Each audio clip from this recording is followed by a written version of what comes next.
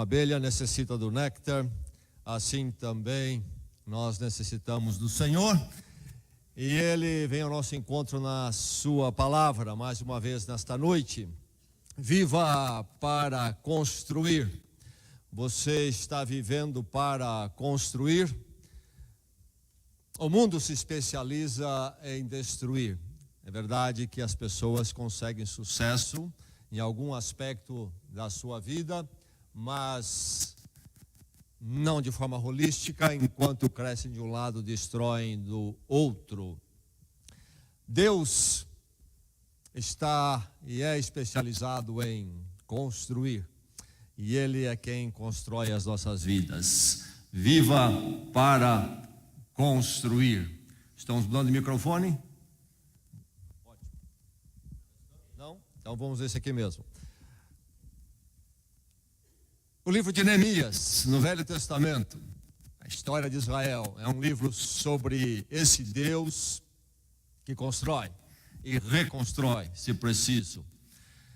E Neemias, chamado e levantado por Deus, é o agente da construção e reconstrução, fazendo aquilo que Deus sempre quer fazer. Nós vamos continuar pensando então no livro de Neemias, como temos feito, e vamos focar no capítulo 9 nesta noite. Antes de lermos o capítulo 9, quero lembrar qual é o pano de fundo, o cenário de Neemias. Estamos falando aqui do 6º século antes de Cristo, e aliás, na verdade, Neemias está no 5º século, mas o que aconteceu foi que Israel, através da sua história, é dividido em 2 reinos, e os 2 andaram longe do caminho do Senhor, e os 2 acabaram sofrendo invasões destruidoras, arrasadoras. E um dos reinos, o último que sobrou, o reino do sul, também chamado Judá, onde estava Jerusalém, foi arrasado pelo grande império da Babilônia, liderado por Nabucodonosor. Em 587, Jerusalém foi arrasada. As muralhas fundamentais para a cidade naqueles dias também foram arrasadas, e o templo também foi totalmente destruído. E o povo, grande parte do povo, os mais proeminentes, os promissores, foram levados cativos para a Babilônia, e lá ficaram. Mas a misericórdia de Deus estava com o seu povo, as promessas também, e o tempo da reconstrução viria. Deus move e trabalha com as moções, os movimentos dos reinos e imperadores, e aconteceu que a Babilônia foi dominada pelo Império Persa, e então o Império Persa, sob a liderança de Ciro, adotou uma outra política para com os povos dominados e permitiu o retorno, e assim aconteceu com o povo de Israel. O retorno e a reconstrução foram permitidos, e eles começaram a voltar em levas. E a primeira delas, sobre Zorobabel, foi a Jerusalém, reconstruiu o templo, mas muita coisa estava para ser feita ainda, inclusive as muralhas estavam destruídas. Isso em 536, Zorobabel. Mas lá na Pérsia, na antiga Babilônia, está Neemias, trabalhando numa posição privilegiada, e ele ouve falar sobre a situação de Jerusalém e como estava destruído, toda a situação na cidade, a destruição.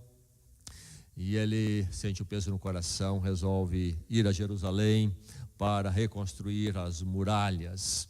Fala com o imperador, consegue permissão, autorização e também carta branca, recursos, e com uma caravana ele se dirige a Jerusalém para essa grande missão. Mas Neemias está preocupado não apenas em reconstruir muros, mas reconstruir a comunidade. Muros, muralhas eram apenas uma ferramenta, um instrumento. E por que reconstruir a comunidade de Jerusalém? Porque era o resgate da história redentora de Deus, que Deus começara ao levantar o povo de Israel. Então a história recomeçaria após essa interrupção com o exílio na Babilônia. Tempo então de reconstrução de muralhas, sim, na liderança de Neemias, mas depois de reconstruir as muralhas, ele trabalha para reconstruir a comunidade, Jerusalém comunidade. E reconstruindo a comunidade, ele está trabalhando para a reconstrução da história de misericórdia e graça de Deus, que sempre começa conosco novamente. Um verso que nos dá a tônica do livro, neste livro, é o que está no capítulo 6, o verso 3, diz assim, Neemias falando: estou executando um grande projeto e não posso descer. Quando ele executa o projeto das muralhas, trabalho intenso, difícil, recebe todo tipo de oposição. Povos em volta e seus governadores não tinham interesse, não olhavam com bons olhos a reconstrução de Jerusalém, questão política, econômica, e fizeram tudo o que puderam para interromper a obra. E uma das táticas foi, uma vez, enviar uma comissão e chamar Neemias para um encontro num lugar distante, para acertar então as posições deles. E Neemias sabe que eles têm a má intenção, e Neemias está concentrado, focado no que ele tem que fazer. E ele responde àquela comissão: estou executando um grande projeto, não posso descer. Então, se Deus está executando um grande projeto na sua vida, não permita que nada o faça descer. Caminhe com Deus, e Ele tem muito a fazer, coisas maravilhosas, e daqui para toda a eternidade. Que nada o faça descer, nem a parentela, nem o mundo, nem os amigos. E você continue firme e focado na execução do projeto de Deus. Capítulo 9, então, a nossa leitura. Capítulo 9 é o capítulo quando o povo, confrontado com as verdades do livro, o Velho Testamento, a palavra de Deus, se entende como seus antepassados, e eles andaram em caminhos longe da vontade de Deus e sofreram consequências por causa disto. E agora então há um grande momento de contrição, que é narrado aqui neste capítulo. E grande parte dele é uma oração, na verdade até um salmo didático, uma longa oração, um longo salmo.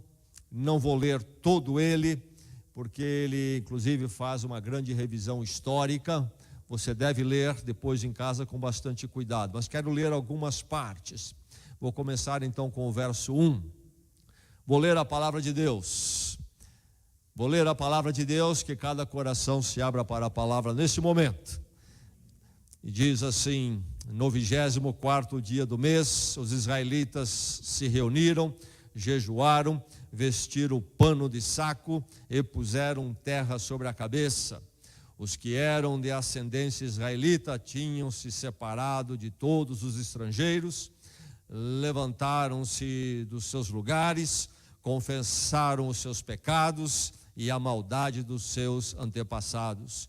Ficaram onde estavam e leram o livro da lei do Senhor, do seu Deus, durante 3 horas.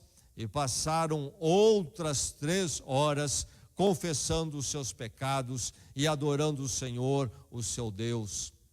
Em pé, na plataforma, estavam os levitas Jesua, Bani, Cadimiel, Sebanias, Buni, Serebias, Bani e Kenani, que em alta voz clamavam ao Senhor, o seu Deus. E os levitas, Jesua, Cadimiel, Bani, Azabanias, Zerebias, Odias, Sebanias e Petaías, conclamavam o povo, dizendo: levantem-se, louve o Senhor, o seu Deus, que vive para todo sempre.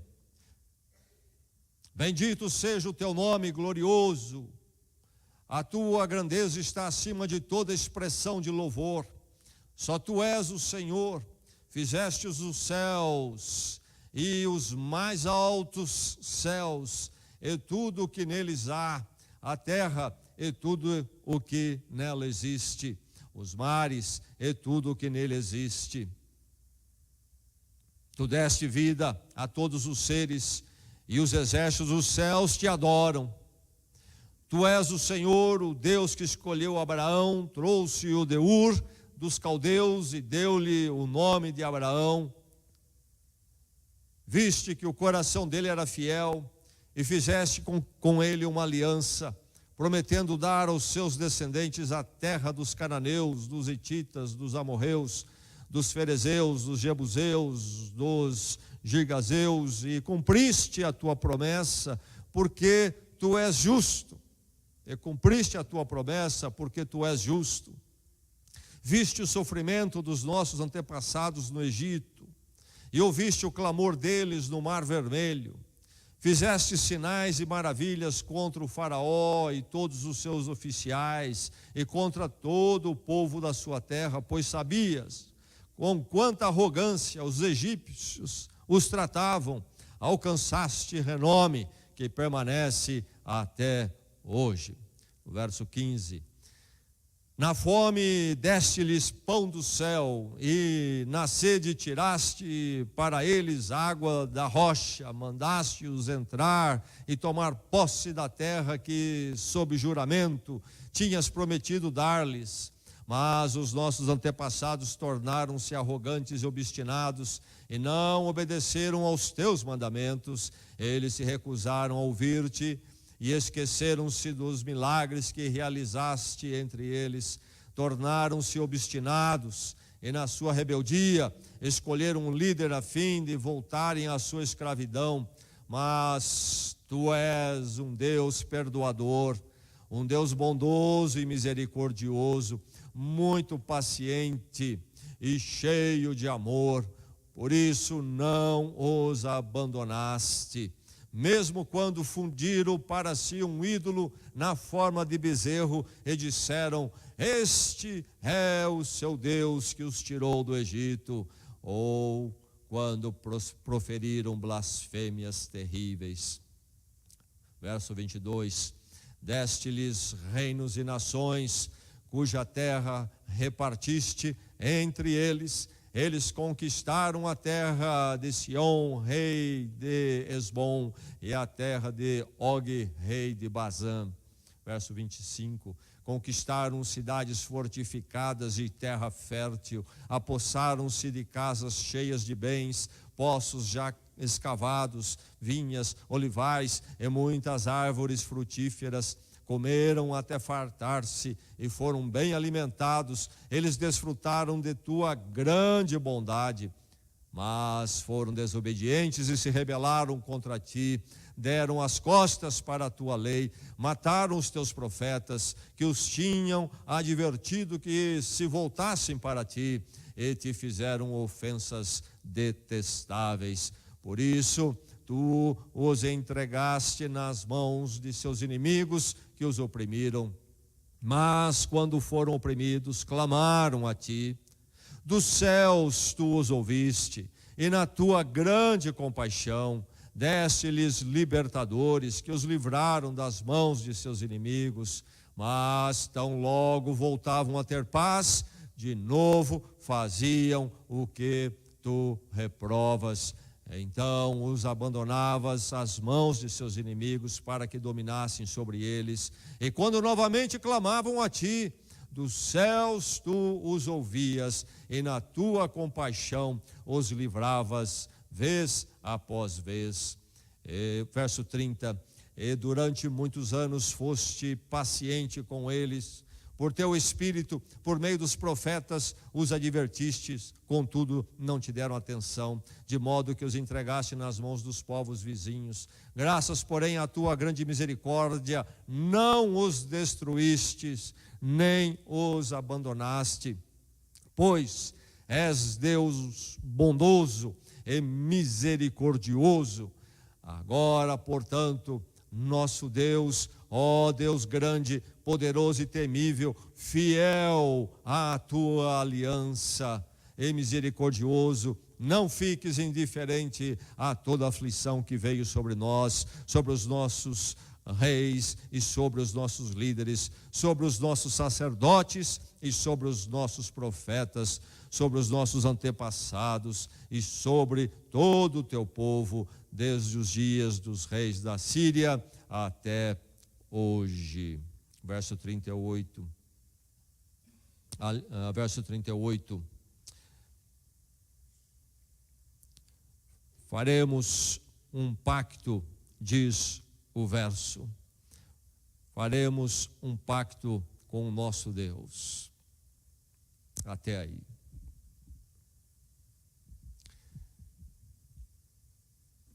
A missão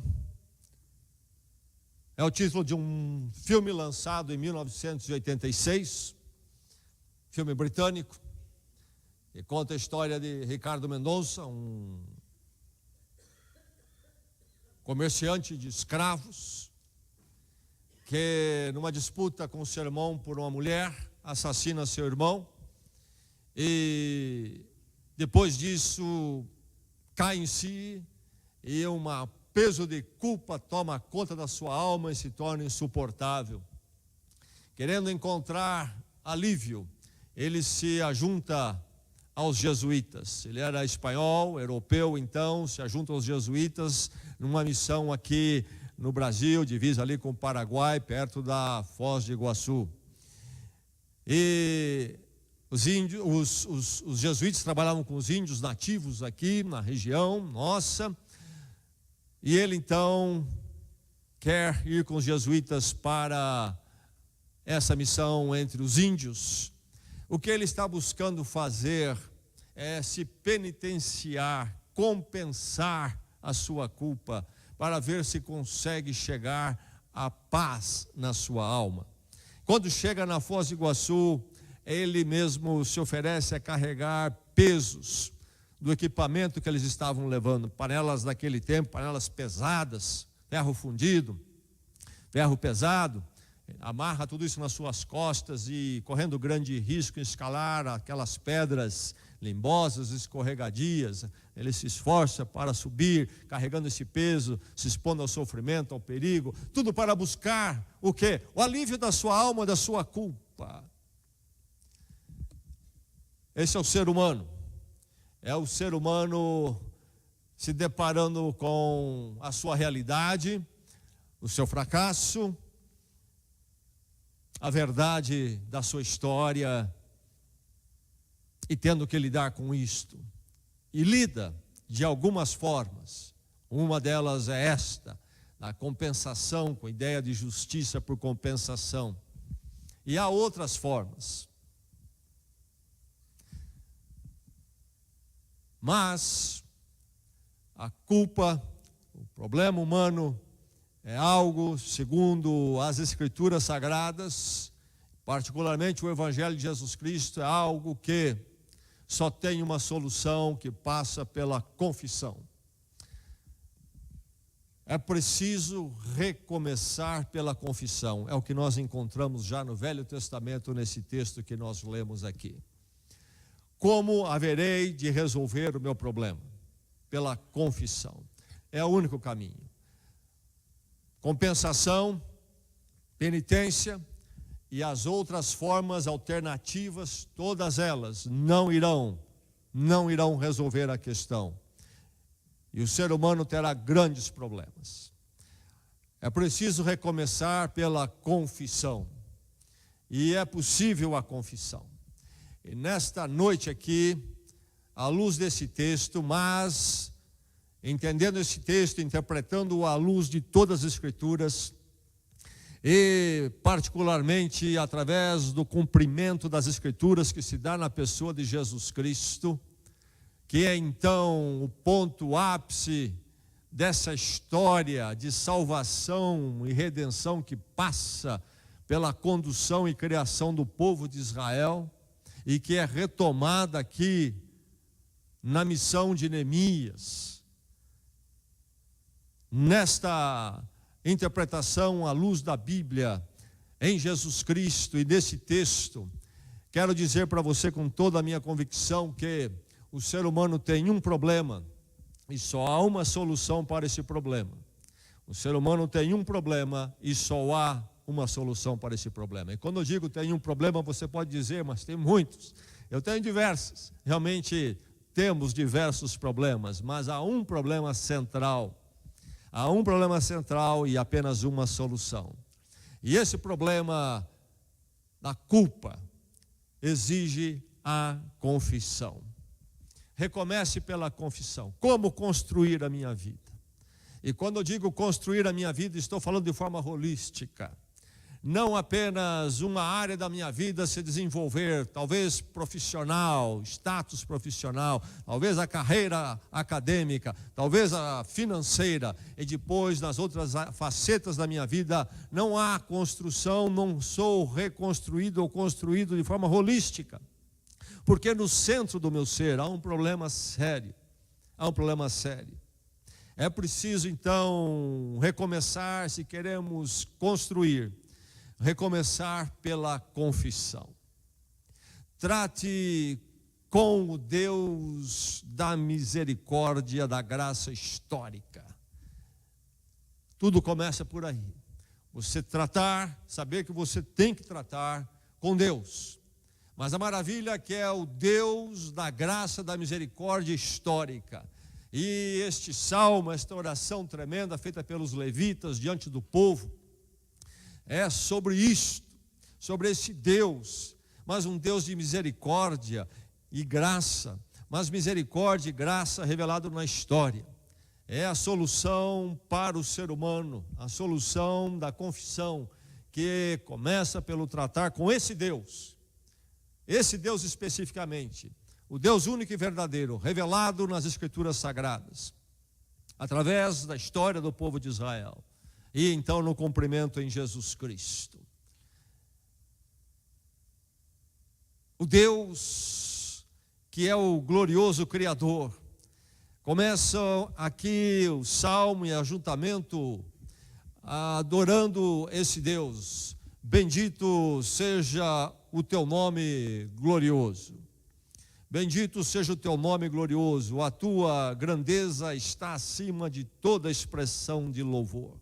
É esse Deus desta glória tremenda que diz aqui: fizestes os céus e os mais altos céus.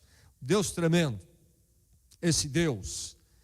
Mas é o Deus que guarda as suas promessas. O verso 7 diz: tu és o Senhor, o Deus que escolheu Abraão, trouxe-o de Ur dos caldeus e lhe deu o nome de Abraão.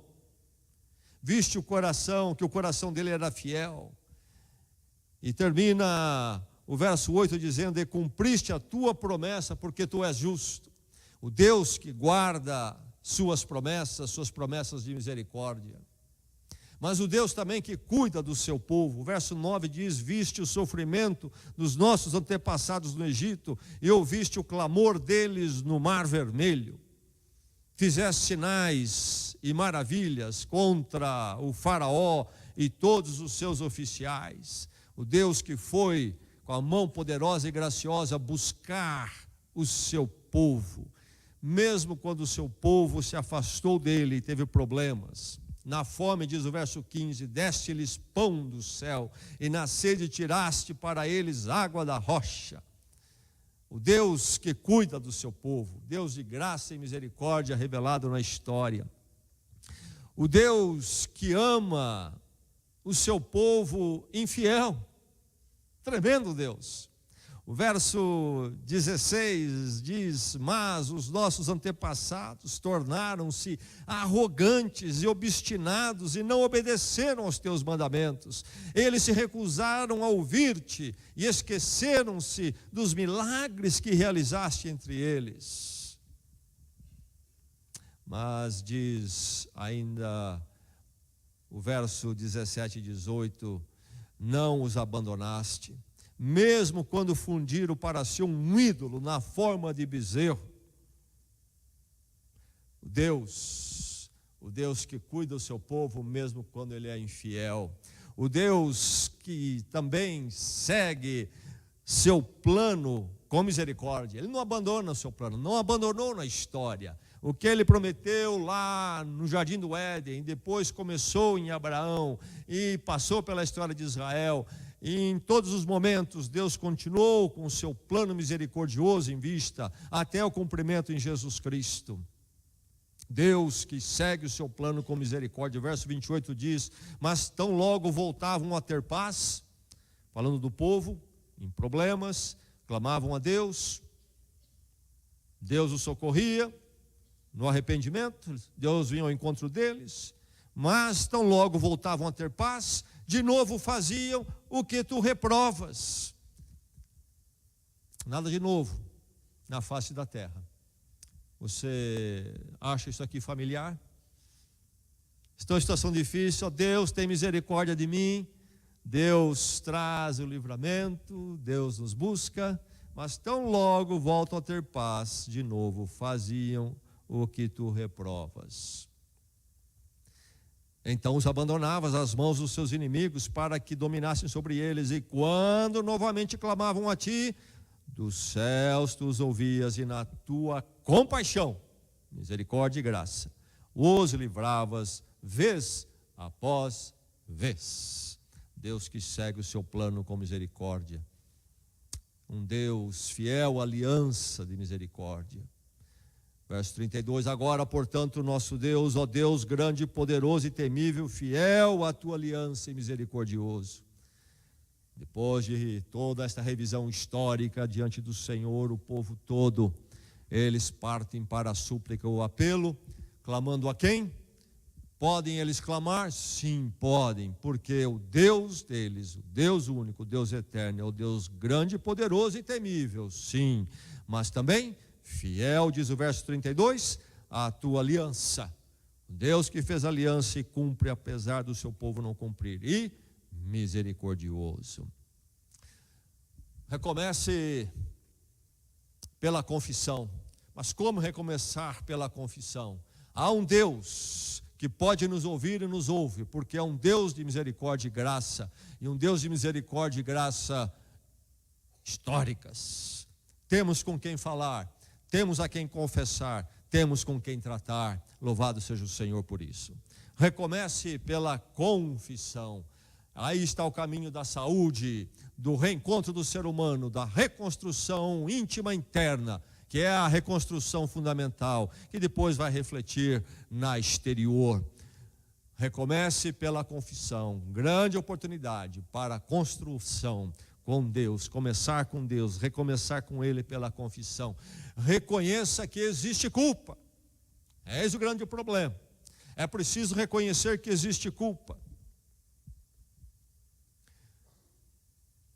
Paul Tournier foi um médico em Genebra, na Suíça, renomado, falecido há alguns anos, escreveu alguns livros, e entre os livros que ele escreveu, há um cujo título é Culpa e Graça. E ele trata exatamente sobre essa questão da culpa e a necessidade da graça do ser humano. E ele se especializou em tratar os conflitos humanos e as somatizações, e ele aponta de forma muito clara que em tudo, não obstante todas as outras propostas psicológicas, na verdade, o caminho e o drama do ser humano passa por esse binômio, culpa e graça, ou não há outra possibilidade. Então, ele fala sobre a culpa real, verdadeira, que o ser humano tem. Nos nossos dias, a culpa é menosprezada, ignorada, e até é dito que ela não é real, e que precisamos abandoná-la de alguma forma, mas o ser humano não consegue abandonar a sua culpa. E se ele tenta acobertar, ignorar, ele apenas haverá de criar mais problemas, porque todo tipo de mecanismo de racionalização será montada no seu interior para tentar viver com a sua culpa. É preciso reconhecer que existe culpa. Nós somos criados à imagem e semelhança de Deus. O ser humano é o único que sente culpa, e sente culpa mesmo, e porque ele tem consciência, ele sabe do que ele é culpado, porque ele é culpado. Aqui, o povo chega a esse momento histórico da reconstrução de Jerusalém, da história de redenção, reconhecendo que existe culpa. Diz o verso 2, confessaram os pecados, os pecados deles. Mas é interessante que também confessaram, diz o verso 2, a maldade dos seus antepassados. Não fizeram uma transferência justificativa. Nossos pais erraram e nós também. Nossos pais erraram e nós também. O verso 3 diz, passaram outras 3 horas confessando os seus pecados. Passaram primeiro 3 horas lendo a palavra de Deus, entendendo a justiça e santidade de Deus, a vontade de Deus para eles elevada e sublime, e como entenderam como eles estavam nos caminhos mais baixos de corrupção, destruição. E depois de 3 horas com a palavra, são levados a 3 horas de contrição. 6 horas é o culto deles. Que tal? Reconheça que existe culpa. Quando realmente entendemos as coisas, o tempo é de menor importância.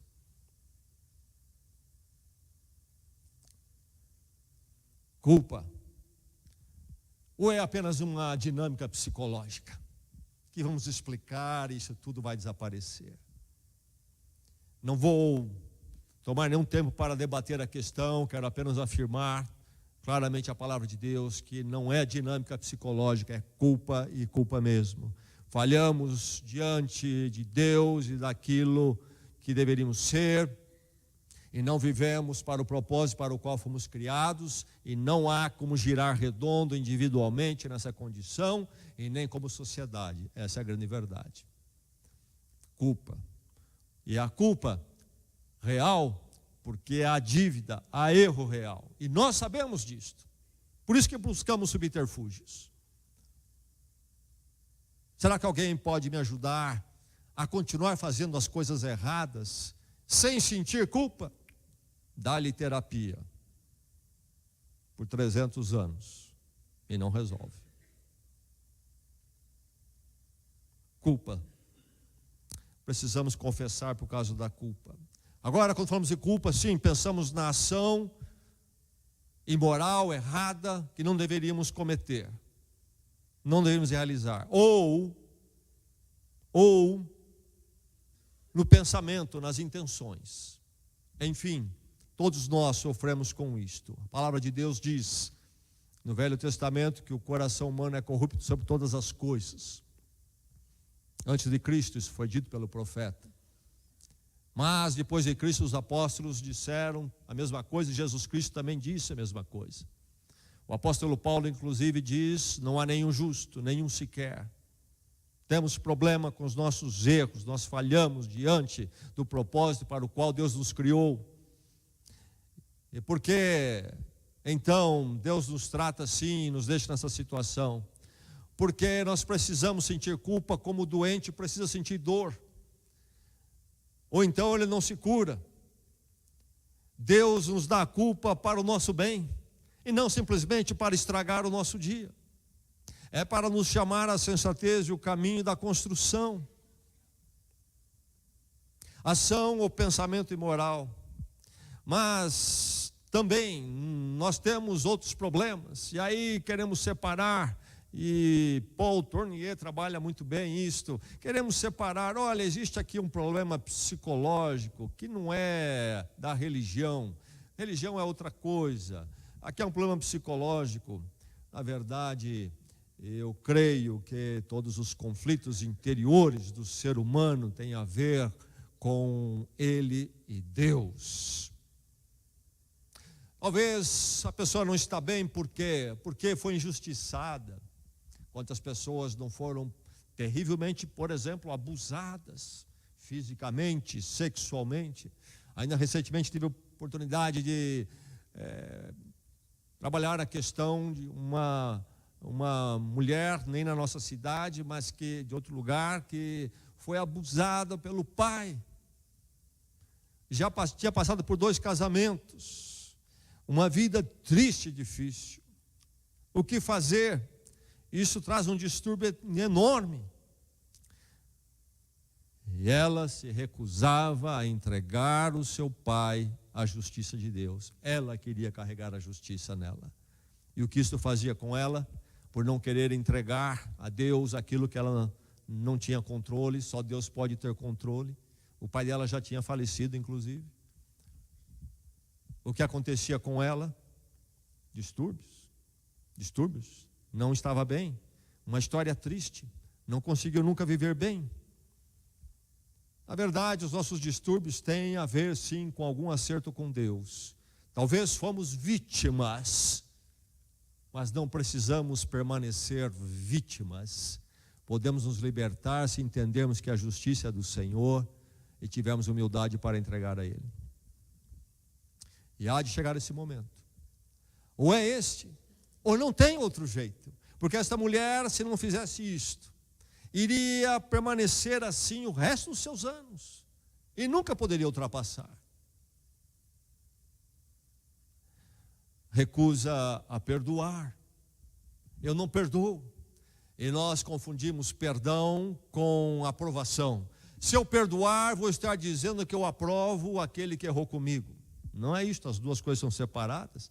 Perdoar não quer dizer que você disse que você não errou. Perdoar não quer dizer que você está dizendo, olha, eu que errei. Não, perdoar é dizer da minha parte, não vou cobrar mais de você em termos de justiça.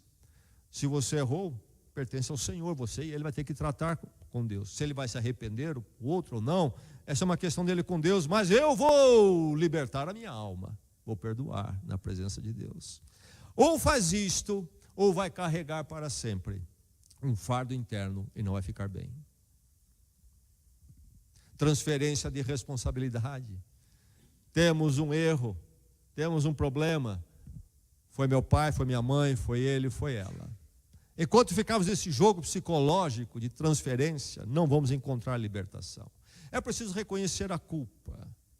Meu pai errou, mas eu não preciso continuar errando. Aquela pessoa errou comigo, mas eu não preciso continuar errando. Eu posso acertar com Deus. Não preciso transferir minha culpa em nenhuma forma. Os outros são culpados. Eu estou assim por causa dos outros. Eles aqui tiveram esse momento quando eles confessaram os seus pecados e dos antepassados. Poderiam ficar na vitimação. Nós erramos, estamos nessa situação, Deus, porque nossos pais, antepassados erraram. Nós somos vítimas, estamos destinados a esse caminho de vítimas. Confessamos os erros deles, mas nós podemos mudar nossa realidade diante da tua misericórdia. Louvado seja o Senhor por isso. Nada de transferir a responsabilidade, eles erraram, vou tratar da minha. A deles eles tratam com o Senhor trata com eles. Todo mundo nesses dias quer transferir a responsabilidade. Já percebeu isso? O jogo da vítima é o jogo do dia. É o novo marxismo, que transforma todos os grupos em vítima, todas as pessoas em vítima. Na mídia essa é a narrativa que bate firme, insistentemente. Todo mundo é vítima, está sendo oprimido, precisa ser libertado. E a culpa é dos outros. Reconheça que existe culpa. Sim, há injustiças da sociedade, precisam ser combatidas. Mas este jogo de transferência não resolve. A confissão é o recomeço. E é preciso primeiro reconhecer que existe culpa. Chega então ao arrependimento. Diz aqui o verso 1, jejuaram. Vestiram-se de pano de saco. Puseram terra, pó na cabeça. O que era isso para eles? Jejum bíblico. E o jejum, então, cristão, precisa ser muito bem entendido. Tem jejum lá nos faquirs da Índia e outros lugares. E muitos crentes fazem o jejum pensando nessa questão mística do jejum. De alguma forma, se eu não comer por um tempo, isso há de trazer uma bênção pelo fato de eu não estar comendo. Ou um poder. O jejum é a atitude, é a nossa, se você fizer na sua vida, do que? Uma disciplina de autonegação. Uma expressão de autonegação e dependência. É só isto. E nada mais. E ele em si não tem poder nenhum, se não for uma expressão espiritual de uma atitude além do jejum. Mas jejuaram, vestiram o pano de saco, sinal naqueles dias de contrição e tristeza, arrependimento verdadeiro. E mais, terra sobre a cabeça. O que era isto? Era o sinal de mortalidade e humildade deles, reconhecendo quem eram, a sua pequenez diante de Deus, diante da existência. Quem somos nós, criaturas de alguns anos, de passagem, mas de tanta arrogância, pó na cabeça, cair na real. Isto traz uma saúde tremenda para o ser humano. Este é o arrependimento, sabermos quem realmente somos, abandonarmos, depois de ver os nossos caminhos, esses caminhos. É preciso separar remorso e arrependimento. A maior parte das pessoas tem remorso e não arrependimento. Remorso é aquela tristeza porque você foi apanhado no seu erro. Isso não é o que traz a saúde. É preciso arrependimento. É diferente. Arrependimento envolve abandonar, assumir a sua culpa. Não é apenas a lamentação porque foi apanhado, mas porque realmente entende que falhou e sente o peso diante de Deus. Arrependimento envolve humildade, então, rompimento e entrega. Recomece pela confissão, chegue ao arrependimento. Refugie-se na misericórdia de Deus. O que fazer no arrependimento? Se eu vejo o meu pecado sempre diante de mim, como Davi disse, o rei de Israel, o que fazer? Para onde ir com isto? Louvado seja o Senhor, porque nós temos para onde ir, e o lugar é a presença graciosa e misericórdia de nosso Deus. Verso 32, agora, portanto, nosso Deus, ó Deus grande, poderoso e temível, fiel à tua aliança, e misericordioso, não fiques indiferente a toda aflição que veio sobre nós. Maravilhoso dia quando eu posso fazer isto. Refugie-se na misericórdia de Deus. Recomece pela confissão. E reinicie então restaurado por Deus. O que eles fizeram? Depois dessa reunião de oração longa, dessa contrição toda, dessa confissão, e depois se voltar para a presença da misericórdia de Deus, eles reiniciaram, restaurados por Deus. Confesse, recomece pela confissão, reinicie, restaurado por Deus. Verso 38, em vista de tudo isso, estamos fazendo um acordo por escrito e assinado por nossos líderes, nossos levitas e nossos sacerdotes. O dia do novo começo. O dia do novo começo, quando no arrependimento e confissão, corremos para os braços da misericórdia desse Deus, Deus temível, Deus tremendo, mas o Deus da aliança fiel, e o Deus da aliança fiel da misericórdia e graça. Louvado seja Deus, porque a nós é dado este novo dia. Misericórdia e graça que nós conhecemos de uma forma plena, que eles não conheciam, apenas viam sombras no futuro. Conhecemos esse Deus temível, esse Deus tremendo, mas de graça e misericórdia em Jesus Cristo na medida da cruz. É possível recomeçar? É. Sem o fardo? Sim. Restaurado? Sim. Com um centro estabilizado que organiza o todo? Sim. Nos tornarmos não mais fraccionados, mas completos e holísticos? Sim. No encontro, no reencontro com Deus, então no centro da nossa alma, pela confissão e no abrigo à misericórdia dEle. E aí, a partir desse centro com Ele, em paz, limpo, porque pela confissão e o sangue de Cristo foi purificado, Deus começa dali a trabalhar todas as esferas do nosso ser, até chegar às partes mais exteriores. E aí nos tornamos um ser equilibrado, com um centro que está corrigido e ancorado naquele único onde podemos ancorar. Um novo começo, leve e limpo. Um novo começo, porque é um novo modo de viver agora, com Deus no centro das nossas vidas e nós em paz com Ele. Recomece pela confissão. Nosso Deus é um Deus do recomeço, da construção. Isto pode acontecer na sua vida nesta noite. Vamos orar.